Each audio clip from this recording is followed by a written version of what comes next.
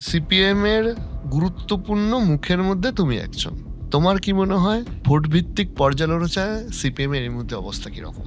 কাজ করার সুবাদে আমাদেরকে তো সবাইকে নিচে নেমে কাজ করতে হয়, তার সুবাদে আমরা এইটা বলতে পারি যে ভোট ভিত্তিক যা পর্যালোচনা সেখানে তৃণমূল চরম ভয়ে আছে এবং বিজেপিও তাদের প্রমাদ প্রতিদিন গুনছে। তৃণমূলও জানে যে ওর ভোট সরছে, বিজেপিও জানে যে মানুষ তাদেরকে আর ভোট দিচ্ছে না। মানুষ তো আর মানে এটা নয় যে চোখে দেখছে না, মানুষ চোখে দেখছে। সব এমপিরা খবরের কাগজ পড়তে গিয়ে বলছে আজকে দুটো মুন্ডু কাটার খবর পেলাম না, আজকে আমার চায়ের আমেজটা ভালো হলো না, এবং সেটা ফলাও করে খবরের কাগজে ছাড়লো।